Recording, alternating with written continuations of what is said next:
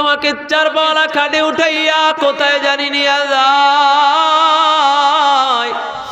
তোমার আদরের 2 বছরের 3 বছরের 5 বছরের ছোট বাচ্চা বুঝে না, মাটির মধ্যে গড়াগড়ি খায় আর বলে আমার আব্বুকে নিয়ে যাইও না, আমার আম্মুকে নিয়ে যাইও না, আমাকে কে দুধু খাওয়াইবে, কে আমাকে ঘুম পাড়াইবে, আমার বাবাকে নিয়ে যাইও না, কে আমাকে মজা দিবে, কে আমাকে নিয়ে ঘুরতে যাবে। ছোট বাচ্চা বুঝে না বাবা ইন্তেকাল করেছে, বাবা মৃত্যুবরণ করেছে।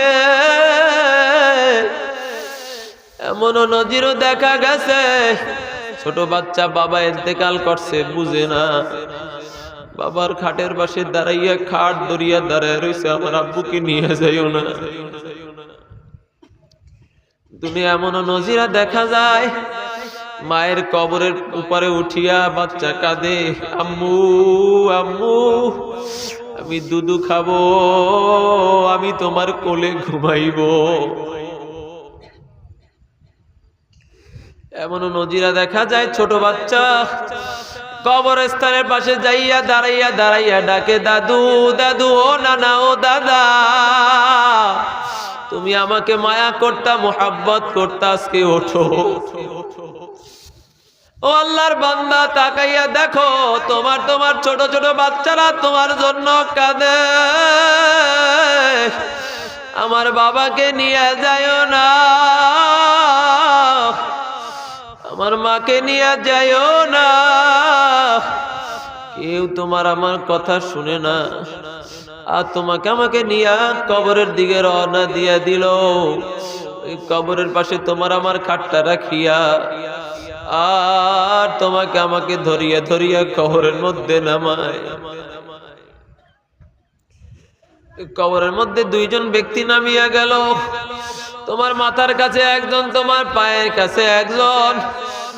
তোমার মাথার মুষ্টিটা খুলিয়া দিল, পায়ের মুষ্টিটা খুলিয়া দিল। ওই মাইয়াত কবরে বসিয়া মনে করে হয়তো ভাই 2 জন আমার সাথে যাবে, কিন্তু না না, ওই 2 জন ব্যক্তি তোমার আমার মাথার মুষ্টিটা পায়ের মুষ্টিটা খুলিয়া দিয়া লাফ দিয়া কবর থেকে উঠিয়া গেল।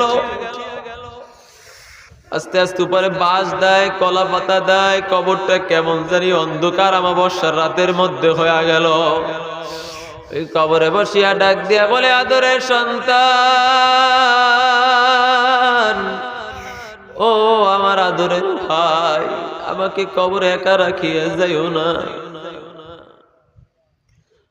আর তোমার আমার কথা কেউ শুনে না।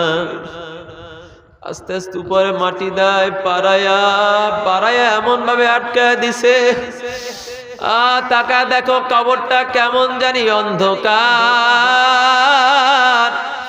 ডান দিকে তাকাই মাটি, বাম দিকে তাকাই মাটি, নিচে মাটির বিছানা, উপরেতে মাটি বাঁশের ছাউনি, ভাগ্যা যাইতে পারবা না।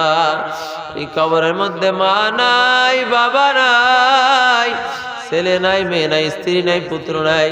এই কবরের মধ্যে আল্লাহ বাদে কোনো বন্ধু নাই। কি গতি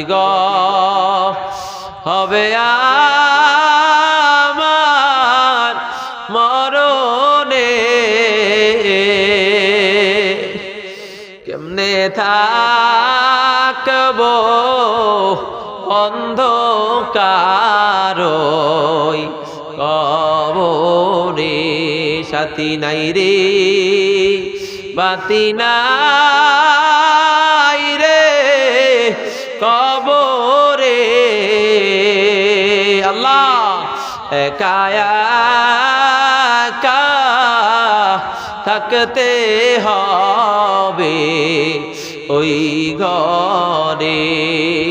আল্লাহর বান্দা হাতে পায়ে ধরিয়া বললাম, আজকে রাত তোমার আমার জীবনের শেষ রাত, এই জন্য তওবা করা, তওবাতুন নাদামাতা আর তওবাতুর রুজহাতু। তওবা মানে ফিরে আসা, তওবা মানে লজ্জিত হওয়া। তওবার মানে তওবা করতে পারো, আমার মালিক তোমাকে আমাকে মাফ করিয়ে দিবে। আল্লাহর বান্দা তোমাদের হাতে পায়ে ধরিয়া বলিয়া গেলাম, গুনাহ করিও না, আর নাফরমানি করিও না, আর নামাজটা ছাড়িয়া দিও না। ওলামা একরাম সহ সবাই তোমাদের হাতে পায়ে ধরিয়া ধরতে ধরতে কবরে চলিয়া গেছে। আমিও একদিন চলিয়া যাইব, তুমিও একদিন চলিয়া যাইবা। এই যাওয়ার আগে অবশ্যই যাওয়াটা যাতে ঈমানের হয়, যাওয়াটা যাতে কালিমার হয়, যাওয়াটা যাতে আল্লাহর হুকুম রসুলের তরিকায় হয়।